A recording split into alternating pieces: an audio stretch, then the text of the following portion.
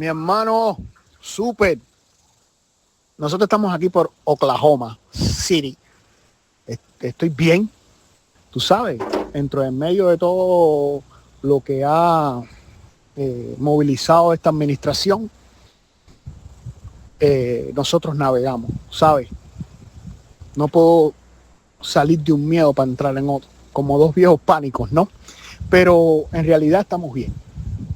Estamos puestos, conectados con la familia, tratando de sacar a los chamas adelante, yo aprendiendo y reconstruyéndome desde adentro hacia afuera, es mi oportunidad, y establecer un legado aquí con mis hijos juntos, que es más directo. Tú sabes que le he dedicado tiempo al círculo grande de la nación y ahora estoy metido en el círculo pequeño, que es la familia, concentrándola. Tú sabes, porque después que sale de allá las pulsiones, uno las pasa, pero también siente que los hijos la tienen y pasan de manera colectiva. Y entonces me he ido concentrando en movilizar eso y transformarlo para tener una familia un poco más sana, que yo pienso que es una de las cosas importantes que hay que hacer después que se sale de la dictadura, para ver en otra dimensión y no quedarse en el espacio de la imaginación que nos han querido colocar y poner de manera como un force, ¿no? Y por eso la poesía siempre me ha gustado, porque siempre me voy fuera de esas estructuras. Y aquí igual, mirando, moviendo, entendiendo. Y por otra parte, Iri está en talla, está con sus proyectos, así que estoy muy contento de que me entiende, que el proyecto se haya hecho, yo. Eso, tú sabes, le echamos manana de cualquier orilla, es la que tiene el Manuel echándola allá, como nosotros echándola acá, como tú echándole la energía necesaria a ese proyecto, mi hermano. Lo has encarnado de una manera potente. Recuerdo cuando la imposibilidad que tuvimos allí en ese mismo espacio que hoy se hace, ¿no? Los tiempos, hay que esperar que maduren las cosas, mi hermano. Así que estoy muy contento. En estos días vamos a meter una buena muela. Oye, qué lindo mensaje, coño. Les agradezco muchísimo. Qué alegría. Pero qué bueno que sigue el cariño y que seguimos respetándonos y queriéndonos, ¿no? Bueno, voy a retomar ahí por parte de todo lo que hemos hablado, todo esto que ustedes hablan de la familia y de este reacomodo, esta reorganización. Coño, qué bueno que eso sucede y que sea así, porque yo pienso también muy parecido. Siempre cito una frase de Ernesto Sábato que a mí me encanta, que decía que cada vez que había un hombre empeñado en transformar y mejorar el mundo, había una mujer haciéndose cargo de la organización de su casa. Y yo creo que hay que ir modularmente, ¿no? Desde la pequeña escala hasta la gran escala. Y creo que esa ha sido una de las grandes frustraciones o tal vez talones de Aquiles de muchos proyectos emancipatorios de rango social o macrosocial, ¿no? Que no han considerado el aspecto ese individual, el microsistema del grupo, la familia, los amigos. Se quisieron ir siempre a la cuestión fabril esta de los grandes sindicatos, los partidos, las ONG, las revoluciones sociales, sociopolítica, la institucionalidad, y olvidaron el eslabón fundamental, que es la gente real con pie firme en la vida, los hijos, la familia, los amigos, los hermanos, las novias, que para mí son lo esencial, ¿no? Así que si están regresando a ese nucleótido, por decirlo de alguna manera, creo que están actuando de una manera sabia. Con respecto a lo de Luis Manuel, por favor, ustedes siéntanse, ese material es tan de ustedes como mío, como de todos nosotros, porque yo, la verdad, lo único que hice fue organizar un poco ahí la información para que la gente conozca el camino de Luisma y del movimiento, que yo creo que es lo que hace este proyecto, que le hace una justicia tanto a él como al movimiento. Creo que esa tarde fue una tarde luminosa, iluminada, reveladora para todos. Ustedes, yo creo que dijeron cosas ahí que tal vez nunca habían dicho de esa manera, hasta de una forma muy emotiva que a mí me conmociona, lo veo y me conmociono mucho, y de un valor cultural tremendo. Yo creo que en muchas universidades esto va a aclarar, en muchas academias, en muchos museos, incluso a nivel social, a nivel nacional. Esto tiene un valor, este documental tiene un valor en ese sentido, es muy coral, habla mucha gente, aunque el que más habla es Luisma, porque es al que le estamos dedicando un poco la justicia del reconocimiento, ¿no? y que la gente entienda la completitud de su obra, ustedes también ahí tienen una presencia importantísima. También hay una recuperación del legado de San Isidro en este material y eso me gusta mucho. Yo, mi hermano, súper, súper, está bueno. Cada vez que hablas haces un ensayo. Me hiciste pensar en Martí y su hijo, en los dilemas que tienen los héroes con su familia, entre lo micro y lo macro. En mi caso yo lo llamo el círculo dorado. ¿Me entendiste? Que es como de donde fluye la potencia familiar y donde se convocan las fuerzas que nos van a permitir tener el sello de la familia para las próximas generaciones. ¿Tú me entiendes? Porque en este sello que yo te hablo, en este círculo dorado, yo no me comporto como padre con mis hijos, o por lo menos lo intento, y ellos no son como hijos para mí. Es un espacio de comunión y una manera de relacionarnos diferente, ¿sí? Porque tener solo la estructura de padre cansa. Quieres alcanzar con tu hijo otras dimensiones y otras posibilidades de amistad. Que dicen algunos que no, que siempre debes tener la autoridad y fluir desde ese punto. Pero yo creo que sí se puede construir una amistad profunda, sostenida más allá del proceso de paternidad con los hijos, ¿no? En definitiva, es moverte en sus círculos más internos y visitar tu niñez. Porque a medida que he ido conversando con mis hijos, mi hermano, profundo, donde ellos no me asimilan como el padre estricto en algunos momentos, o el que le da un consejo, sino yo paso a ser parte de esa sabiduría que ellos tienen en conjunto. Acoto, apunto, ellos revelan, yo me siento un fiñe y fluyo con ellos de una manera increíble. Y al mismo tiempo, está y no se comporta como la madre. En principio es así porque es un proceso incluso de perfección teatral, ¿no? Porque es un juego, ¿no? Siento que tengo una gran herramienta con haber cogido el camino de las artes y de la poesía, porque nos vamos más allá del símbolo. Lo colocamos, tú sabes que el símbolo es una manera secreta que está detrás del lenguaje. Y después están los arquetipos y más allá de los arquetipos entonces entramos a la que no tiene forma. Y eso es lo que quiero con mis hijos, entrar a lo que no tiene forma, al ser, y de ahí borbotear. Cuando uno regresa de allí, que mira, que vuelvo a ver a mis hijos y converso con ellos, mi hermano, es increíble. Siento una gran empatía con mis hijos que normalmente no la sentía. Siento el cariño y que los debo proteger. Pero cuando entro en el círculo dorado, siento la protección de ellos hacia mí. Es impresionante. Y estoy verificando eso, ¿me entiendes? Viajando a esas velocidades indescriptibles que te permite la imaginación y el cambio de percepción. Así, mi hermano, siempre me gusta conversar contigo y como siempre me replanteo algunas ideas operativas en torno a la poesía, ¿no? Que no creo que sea solo la escritura. La escritura es un espacio operativo interesante en la hoja y que saca mucho. Pero cuando uno se mete en el cuerpo ya de la poesía que empieza a fluir, uno tiene un cuerpo hecho de metáforas porque lo piensa, porque lo vive y porque el espacio en 3D y el tiempo se convierte en un espacio simbólico, la ciudad, todo. Y cómo uno trata y propone estas figuras literarias, ¿no? Que son el símil, la metáfora, la metonimia, que son recursos prácticamente mágicos. Entonces, cuando yo empiezo a sentir eso como acción, que no solo es para el espacio social, sino para la exploración personal y la exploración colectiva, es como yo lo siento. Y de ahí tengo el concepto de poéticas operativas que lo estoy desarrollando.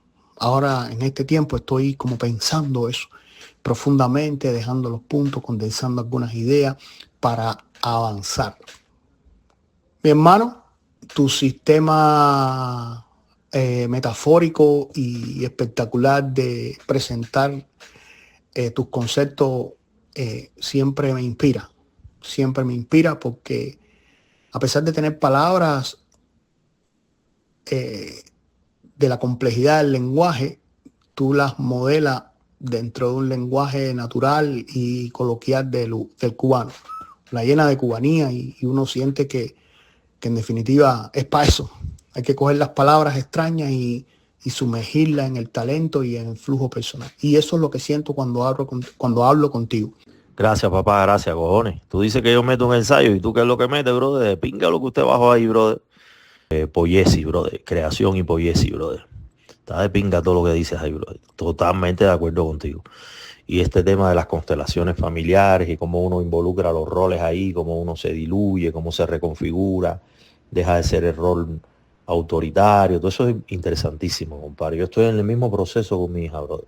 Y con los amigos también, con la gente que trabajo, porque, brother, cuando me formaron en la locura esa de tú decir, tú eres director, entonces tú eres el que tiene la batuta y tú eres director de la orquesta y tú eres... No, de pinga, y eso, brother, eso agota. Y uno quiere estar más horizontal y gozar más todo. Entonces, nada, estoy en esa... Ayer bajé aquí en los bajos de mi casa que estaban filmando una película. Pero una película esa de las caras, cerraron 5 calles llenas de camiones, equipos, recursos, gente, bro, y me pareció eso tan antiguo y toda la estructura jerárquica y todo el modo, que dije, coño, qué bueno que ya estoy metido en la inteligencia artificial para quitarme toda esa cuestión prusiana y militarista que hay detrás de las estructuras, ¿no? De mando, comando, acción, convocar gente, acarrear gente, pastorear, ¿no? Por eso ya dentro de mí eso se ha modificado, entonces me cuesta mucho verme en ese rol también. Y yo creo que los hijos nos educan a favor de ese cambio. Así que nada, papá, estamos súper en frecuencia. Yo creo que tenemos que plantearnos un evento de poesía hacer. Tenemos que plantearnos un evento de poesía y podemos involucrar 2 o 3 gente que tiene resonancias afines a nosotros con estos temas, ¿no? Porque ya cuando le hablas a la gente desde la poesía en la esencialidad trascendente, no de la literatura como un nicho de la poesía o como una de las formas expresivas de la poesía, la gente entiende que es poéticamente como vivimos hacer, no es de otra manera. Así que, y eso conecta mucho con todo lo que ustedes han hecho, todo lo que han hecho en toda su carrera y en todo su trabajo y en su obra. O sea, es la poesía en acción también, ¿no? Y es la poesía, esto es muy lesamiano, bro. Esto es la poesía encarnando en la historia, la poesía moviendo la realidad, esto de imagen y posibilidad, este debate del lesama categorial, ¿no? De que la realidad anula la poesía. ¿Entiendes? De que la imagen engendra la posibilidad, ¿no? La imagen que está cabalgando, que está volando, que está volátil, que está etérea, que está en ese empinamiento de papaloteo, ¿no? De que tú agarras la imagen y la estás tratando de tirar para acá, para la izquierda, para la derecha, que aterrice, bajarla, subirla, que coja altura, toda esa relación con la imago, que a fin de cuentas es la reinvención de otro mundo y de otra realidad, que traiciona la realidad verdadera, ¿entiendes? Entonces, que eso lo analiza muy bien toda la psicología lacaniana también, en la relación con el imposible, y Lezama lo lleva al mundo de lo posible, ¿no? Cómo se engendra lo posible, lo que empieza siendo intangible y puede llegar a ser topografía. Yo creo que si hablamos de todos estos temas, esto va a motivar mucho a la gente a interesarse por la poesía y de paso por la literatura poética. Es lo que pasa que la mayoría de los poetas se quedaron nada más en la escrituración de versos.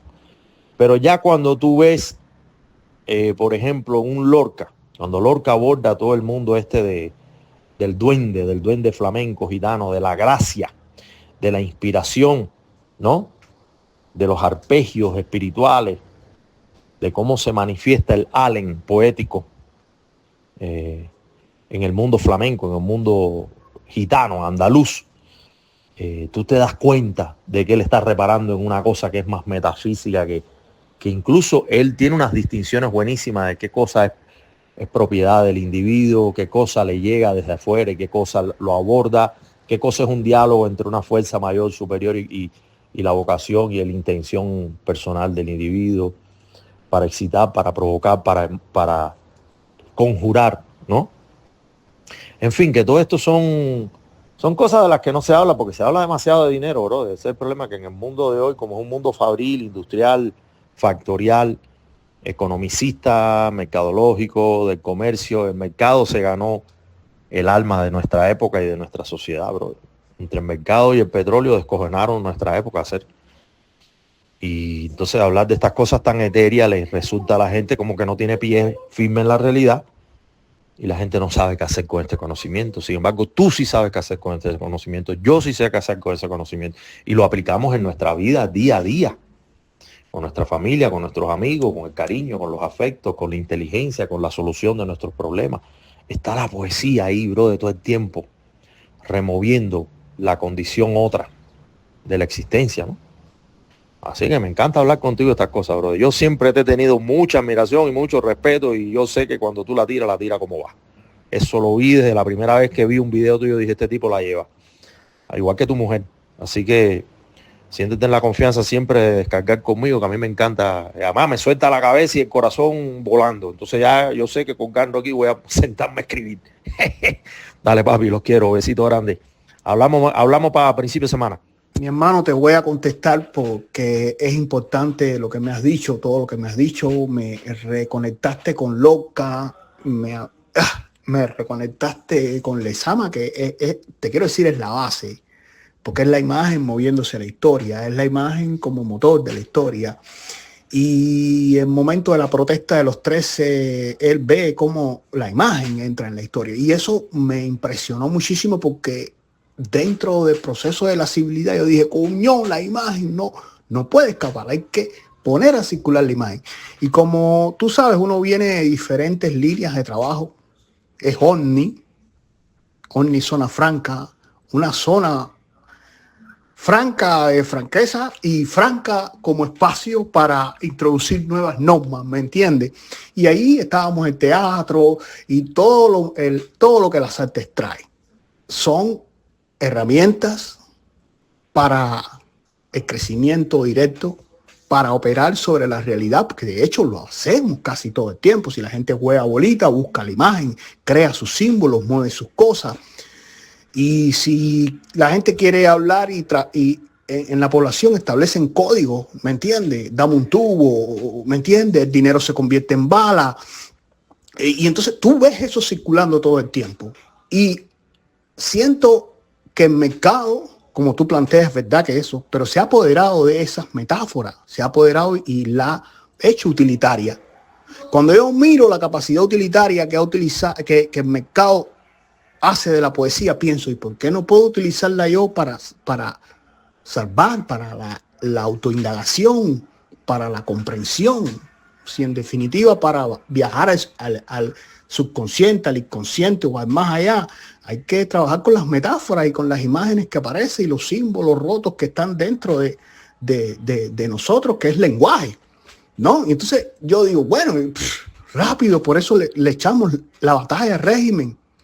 Porque el régimen le rompimos sus dioses, le rompimos sus metáforas, ¿me entiendes? Le colocamos otra. Ya cuando le fueron para arriba a Luis Manuel y al otro y a todos nosotros, ya ellos dijeron, esta gente simbólicamente han acabado con nosotros. Nos quitaron la bandera es de todo. Le hicimos campaña. Ojo, para mí las campañas, a la manera en que nosotros las hacemos, que la he aprendido por otras campañas que hacen los políticos, es un gran movimiento, mi hermano. Porque tienes que buscar los símbolos, tienes que buscar las imágenes que impacten a la gente, tienes que hacer acciones específicas que conecten la emocionalidad de las personas. Y se hace con imágenes, se hace con el presupuesto también, que se convierte en materia de combustible para la poesía. Entonces, de esas direcciones yo he pensado así, ¿no? Ya no hay duda, no tengo duda de que nuestro cuerpo está hecho de metáforas, imágenes, y detrás de nosotros siempre hay una historia. Nos relacionamos por eso y las historias tienen metáforas y la escritura es parte. Recuerdo ese texto de Juan Carlos que me decía, ay de mí condenado a escribir bajo esta luz que me ciega. Y me hablaba del escriba. Él escriba como una acción operativa sobre el papel. Y eso me encanta. Yo dije, pero eso puede saltar a la realidad. ¡Boom! Porque qué cosa es una bandera, qué cosa es una acera, una calle, un semáforo, un cementerio.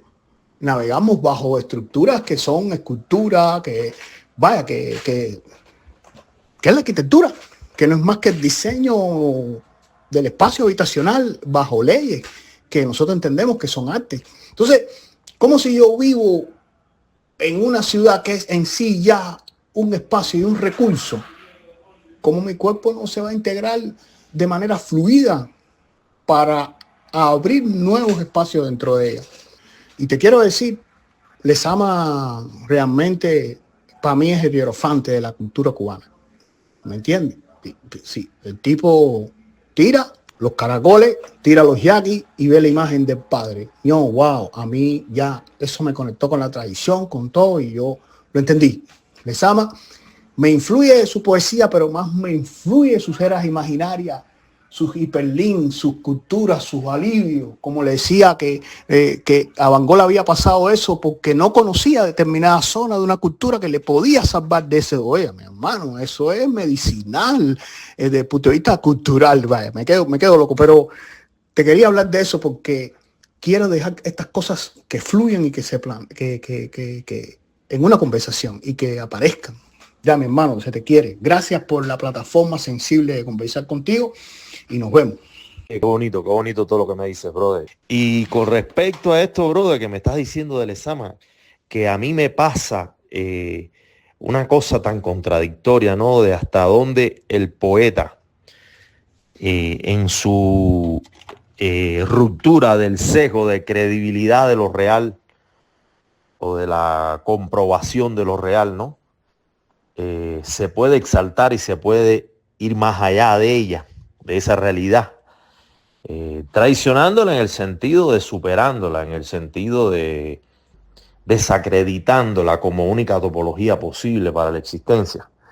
Porque el poeta vive más en un territorio metafísico que en un territorio palpable y constatable. Que fíjate que me resulta curioso tanto Lezama como Borges, cómo se equivocaron tanto cuando hablaron de política, brother. Cómo muchas veces esas sensibilidades les falta esa pragmática, brother. Les falta la parte de las ideologías, de la instrumentación perversa de las ideologías. Creo que era Horkheimer que hablaba de eso, ¿no?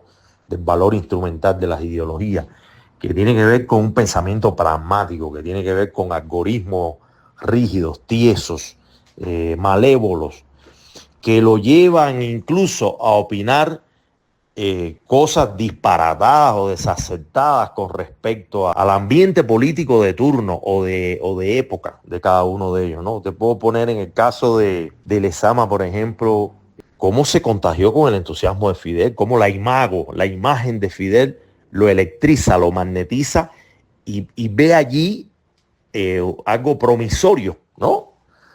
Digo, está bien que haya ese resonador activo y despierto capaz de entender de que hay algo nuevo, vigorizante, magnetizando la historia y magnetizando el cambio en la Cuba de ese momento, ¿no? Estamos hablando de finales de los 50, principios de los 60. Pero también después cómo recoge Cordet cuando la praxis social le empieza a indicar de que ahí hay otra cosa, ¿no? Atina, pero atina a destiempo. Primero entra en la euforia, ¿no? En la euforia colectiva.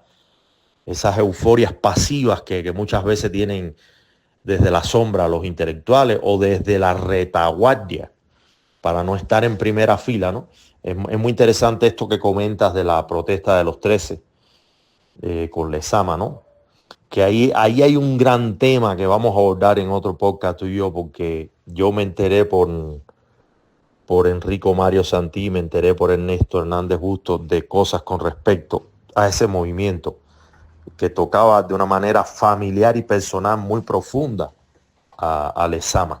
Y a Lezama en el sentido de un tío que parece ser que que fue delator de ese movimiento, que traicionó ese movimiento, y él cargaba con una gran culpa con todo esto. Acuérdate que Lezama es un católico, que la culpa está ahí siempre, ¿no?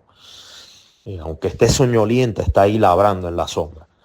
Entonces, pero bueno, no quiero dispersarme con esto, pero me encantó que lo trajeras a colación, porque es verdad que todo ese imago de la protesta de los 13, de Trejo, y de él incluso haber visto a Mella arriba de una piedra discursando, usando la palabra altisonante, combativa y convocativa, lo estremece profundamente. Eso está en mi documental de Lezama también. Y es importante que lo hayas mencionado, porque acuérdate que más o menos por esa época es que Lezama ve a Lorca en vivo recitar su poesía, y en lo que más repara Lezama de la poesía de Lorca es en esa vibración potente de la imagen, en esa energía estruendosa, y ese cántico exaltado, sobreapasionado, sin camisa de fuerza, sin represión que tenía Lorca, ¿no? Lorca era un tipo muy vanguardista para su época, o sea, era un gay open mind, era un gay abierto, declarado, decretado, era un hombre que además era un caballero, era un príncipe, y todas esas cosas Lezama las comentó, ¿no? Tan es así que me ha dicho a mí Froilán Escobar que hay un primer libro de Lezama que parece un libro de Lorca, que Lezama decidió engavetar y guardar y que no saliera nunca, porque era un libro totalmente lorquiano. O sea que Lezama se queda totalmente estupefacto, imantado por la voz de Lorca. Eso es muy importante. Esto en la metafísica de la física cuántica teórica hoy, de toda la teoría de la vibración, de la teoría de cuerdas, de la teoría de los resonadores, el diálogo secreto profundo que hay entre las ondas y las vibraciones de la palabra.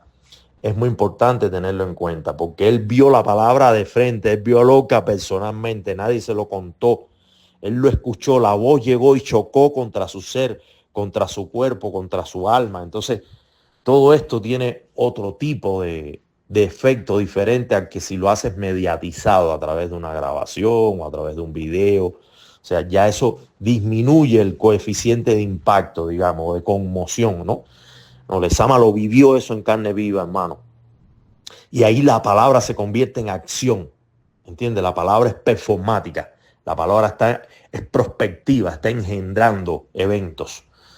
Pero bueno, con respecto a la política, qué curioso que, por ejemplo, Lezama se equivoca cuando dice que hay Batista para rato, ¿no? Un momento que le preguntan sobre lo que está pasando, él dice, todo esto es un simulacro, todo esto es rebelde y toda esta locura que hay del 26 de julio, eso sí, todo eso, pero hay Batista para rato. Él cree que Batista es un hombre más poderoso, él tiene una mirada ingenua sobre lo que hay.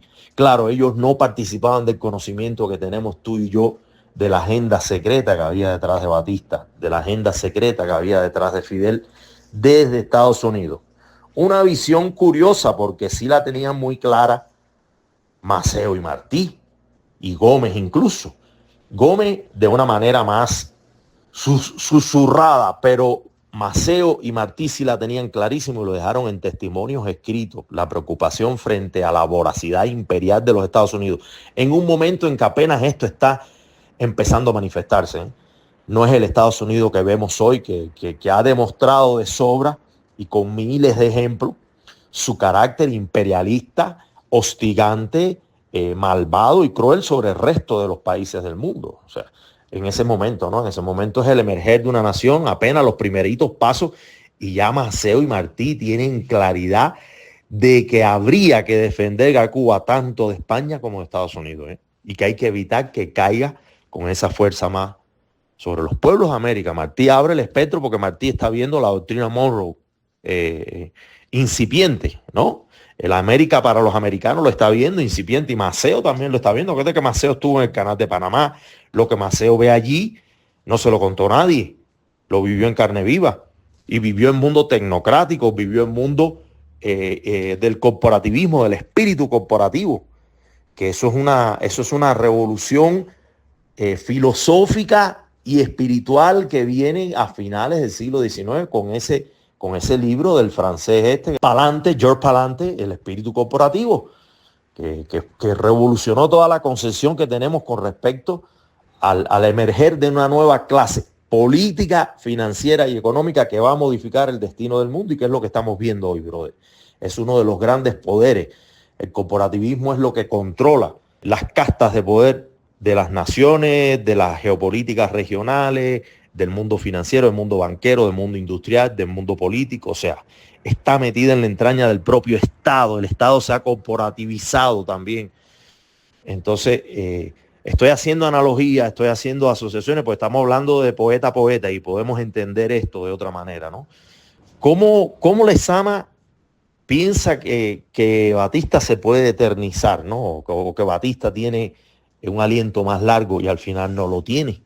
Es de recordar. Claro, nosotros podemos hoy darnos cuenta de que hubo una ingeniería para derrocar a Batista, de que hubo un aliento insuflado detrás de Batista por la mano peluda del imperio, de que necesitaba escalar la situación cubana a un nuevo capítulo que se llamó Fidel Castro.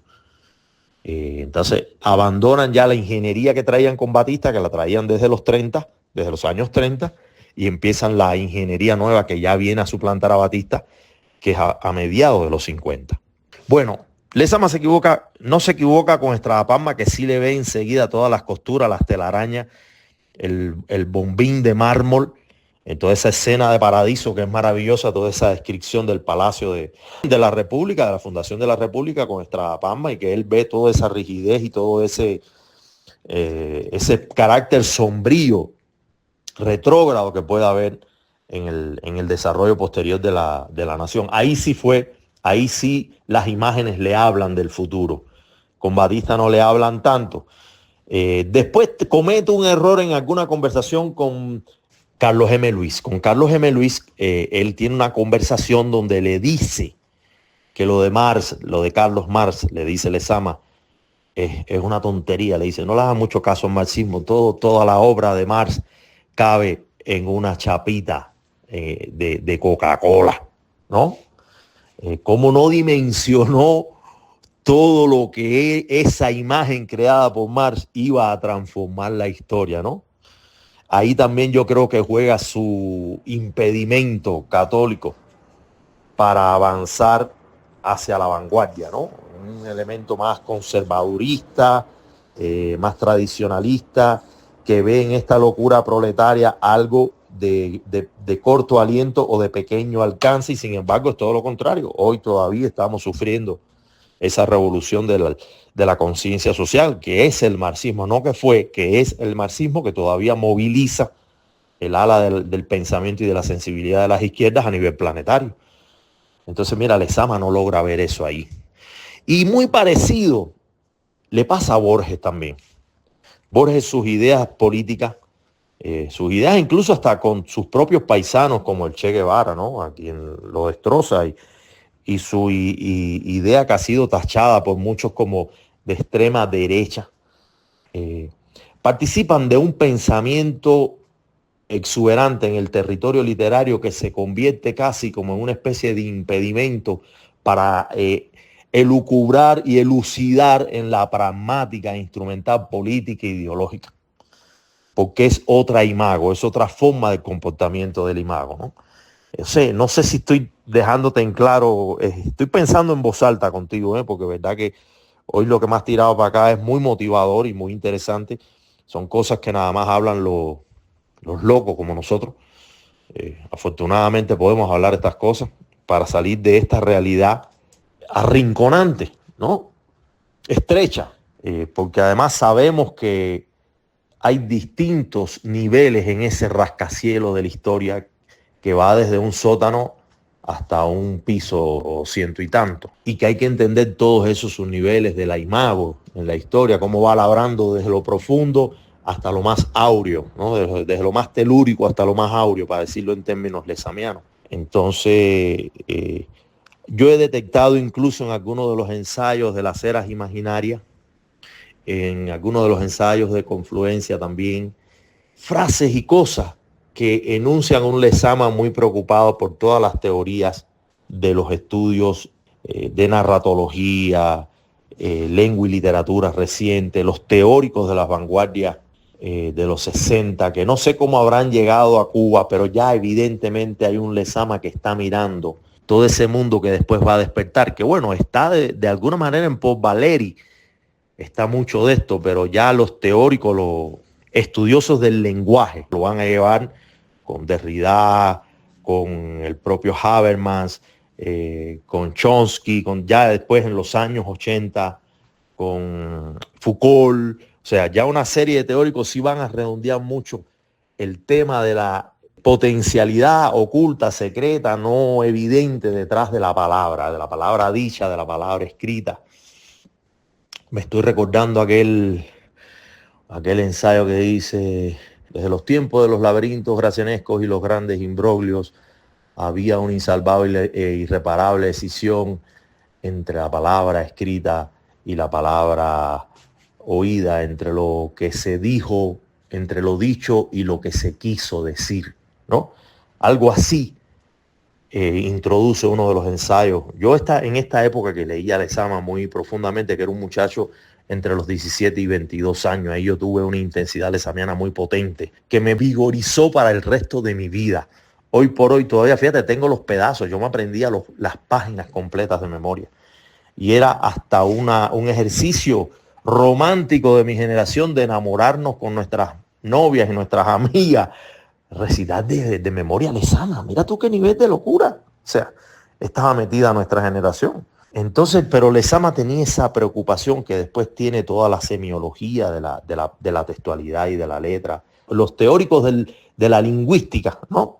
Entonces, hay un conocimiento intuitivo, hay un saber no explicitado en él, en toda su fabulación en toda su alquimia al respecto de la palabra, del poderío del imago y de la palabra, que es un territorio por explorar muy fértil de cara a los nuevos descubrimientos de neurociencia, teoría cognitiva, física cuántica, biología molecular, todo eso de lo cual nos está hablando hoy día.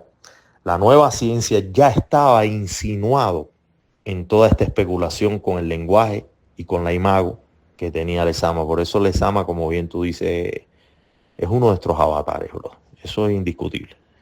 Bueno, dale, papi, gracias por provocarme, mi hermano. Qué lindo. Te abrazo. Mi hermano, en realidad he participado directamente de tu flujo.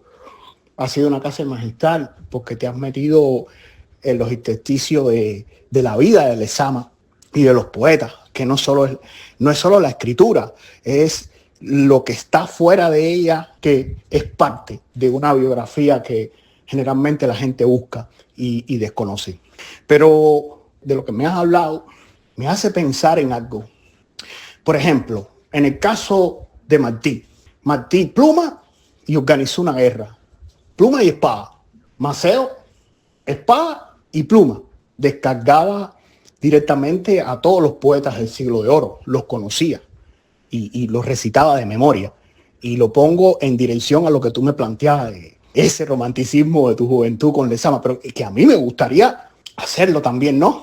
Yo generalmente a Lezama no le pido nitidez histórica, porque es como tú dices, estaba flotando. Y aunque hablaba de lo telúrico, de todas maneras las trazas de él no pasaban como operatividad social, sino como imágenes que como tú bien dices, no le permitían ver el entorno social y político.